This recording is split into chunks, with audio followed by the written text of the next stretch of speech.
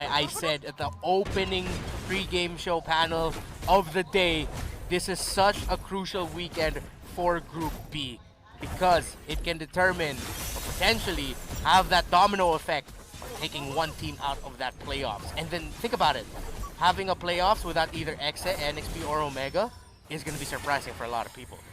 Tough situation these teams find them in. All the while, Group A is just chilling. But back into the match here, Omega Esports versus Execration. And this is what we see, man. Uranus versus Khalid. It's the XP laners doing XP lane things.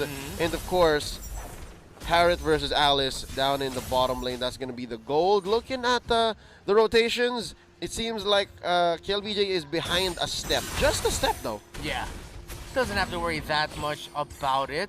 But look at that. Giving focus to Kelra and Toshi here. Ooh, Kelra has to be careful. He will be able to flowing blood out of that. But then, early on, Kelra getting a bit of a taste of, I can't trade that much. Haze, though. Even a bomb in. Auto alarm bomb. Tries to find one. That's two. Already using the Cyclone Eye. Execration. That's Sonata by KLVJ. Doesn't quite finish the job just yet. And this tells me that Omega, they're done with just all-in feeding Diggy. They kind of want to make this Diggy do more than just die. Yeah, the first time Omega went with the Diggy, they played a little bit safer.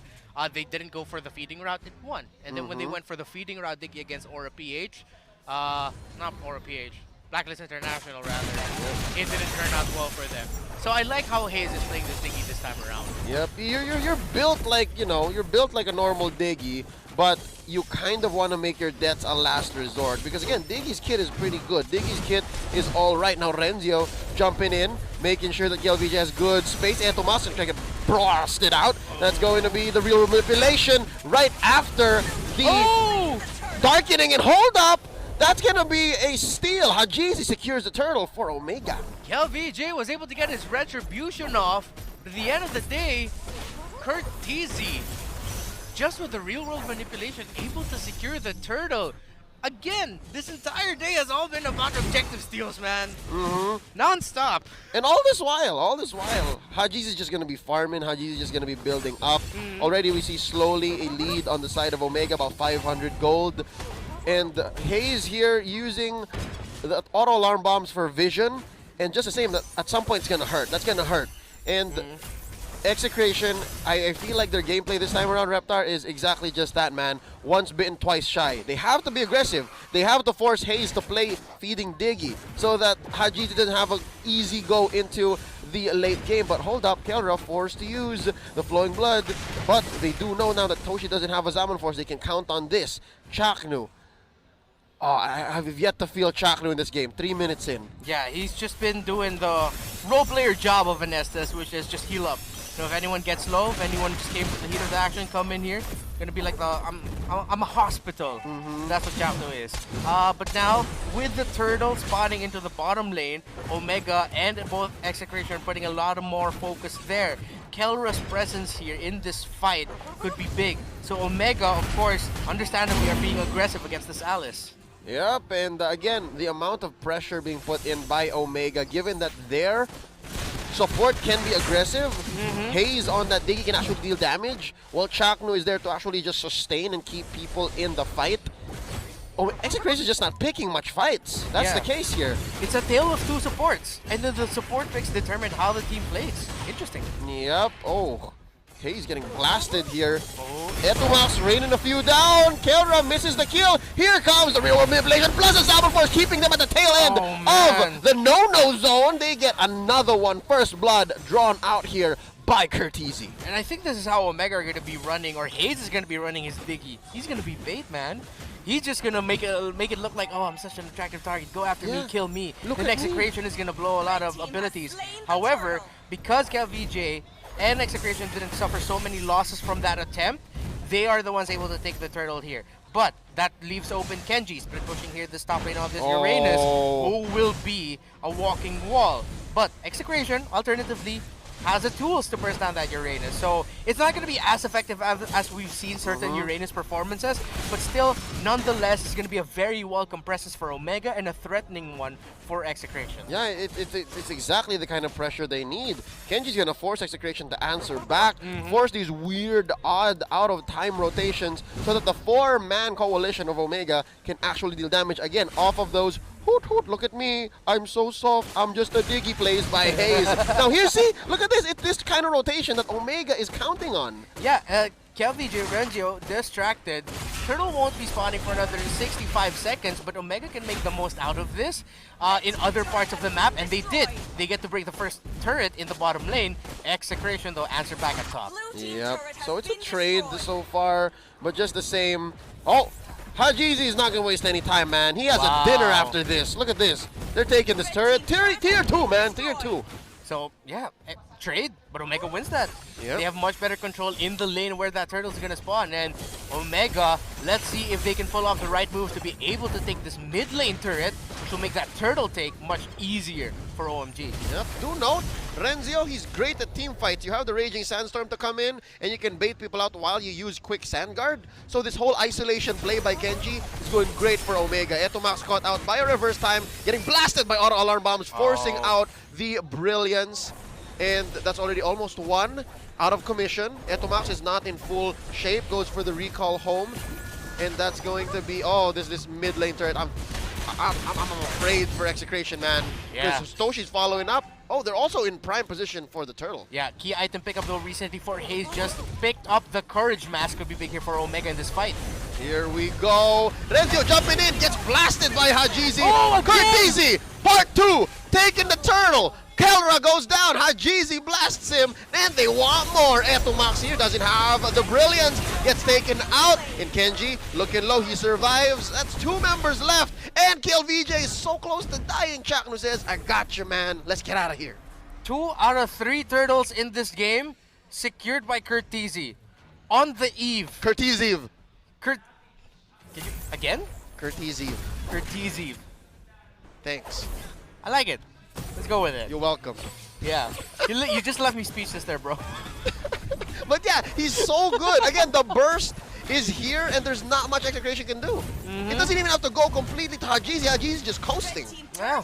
And with Hajizi picking up the Berserker's Fury, that's a lot of damage. Ice Queen 1, key item pickup now again for Omega. However, Execration picked up the Courage Mask for themselves as well. They don't have a lot of heroes though, other than the Granger, who really relies, well, Granger doesn't really rely too much on basic attacks. Enabled though. He is enabled by it. Yep. Oh! Reggie Sandstorm by Renzio, but they answer back with the real world manipulation. Hajizi finishes the job. Chaknu goes down. That's 2 for none. And this turret is gonna be next in line. And Execration's not even comfortable in their own side of the map. Yeah, Kenji's gonna start to aggressively cut lanes, even with members of Execration there. This is what the Uranus brings to the table once he's got enough items, and especially since he has Vengeance on him, he'll be able to sustain a lot of damage as well as dish out a little bit of magic damage for himself. He just picked up an Oracle.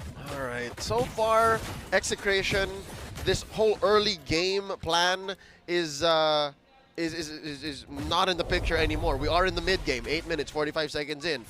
This is the last turtle about to spawn, and did I see that correctly? Alright, Kel-VJ at least keeps his buffs. It's not to the point wherein Omega's choking them out completely, but just the same, Execration just can't rotate as hard anymore. Yeah, no kills yet on the side of Execration. And this is where Execration we're talking about. 9 minutes in, they still have no kills? That's absolutely crazy. Yeah, this is not the Exe way. This is not how they take their Exe shot, man. This is very difficult for Execration to come back from. And again, a player like Chaknu, we appreciate his growth. We appreciate his willingness to become a role player. But he's just not in a position to pull Execration back, to pull him into this fight. Yeah, right now, playmaking is dependent on Renzo and Kelra. Oh. Because of the fact, because of how their laning went, it's going to be an immediate sacrifice for either of these two if they go in. They might be able to sustain it, but because of the 7k gold lead that Omega has, if they decide to initiate, take a fight, force out a times journey and then someone else goes in, one of them or both of them are going to go down, and it's going to be up to Kel-VJ and Itomax to follow up with damage. Yep, and in between those two, Reptar, I agree with you completely. Between those two, I'd say it's more Renzio. Renzio has an immediate impact. Right now, Keller's just not ready. Etomax gets caught out. There's the real world manipulation. Brilliant. And Etomax survives. And as well, the rest of Execration. It was so close. Yeah, so close though. Could have been really bad, but a brilliant escape there by Itomax. Ultimates are going to be on cooldown timer instead of... Yeah, their Omega are going to go straight for the turret here. Going to give a little bit more favored wave momentum for them, wave control, because the Lord is spawning in 20.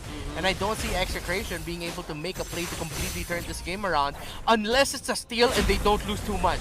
If Kel-VJ can survive, if only one goes down on the side of Execration and they get to steal the Lord, that's going to be what they can do to come back with this.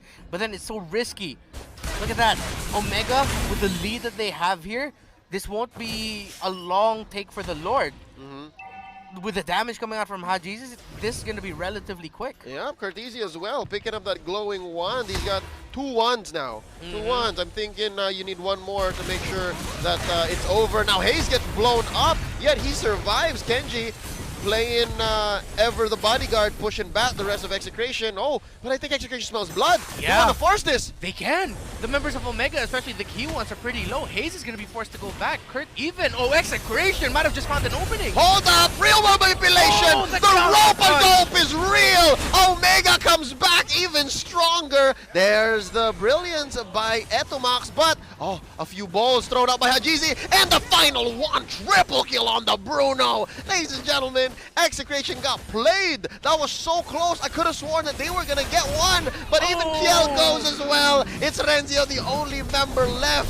Reptar, they might not even have to go for the Lord. Oh, he's trying to survive. Quicksand guard. Yeah, they might not even need it. They can just go ahead for the space. Oh, Chakno and Keller, are they enough to defend? That is the question. They're going to try to clear the minion waves here. It's a few hits onto Kenji.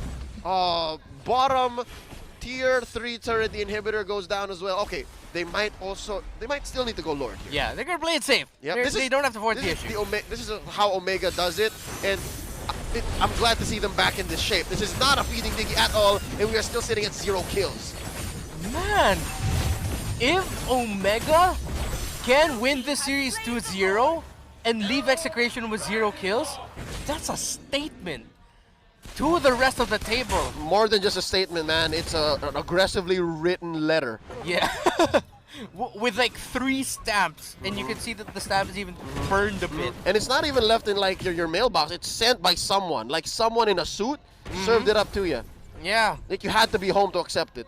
Dude, this is crazy. 1-0 and 10 now for Toshi. He just picked up the concentrated energy. Impactful. Yeah, great cooldown reduction, and he'll be able to sustain himself longer in fights as well. Execration does not have the tools to make a comeback to this. This is absolutely crazy. If yesterday we saw a dominant World Championship-esque brand Esports, now we're seeing an Omega Esports that's more reminiscent of how they played and what they were known for in Season 6. This is the Omega that we've known to make the upper bracket at M2. Now they're going to blast at this inhibitor turret up top. Lord whacking away at the waves at the heroes. In comes Renzio into the back line, but they do pull the time's judgment. Kel-VJ, Chaknu, all of them are just falling slowly to this onslaught. The siege is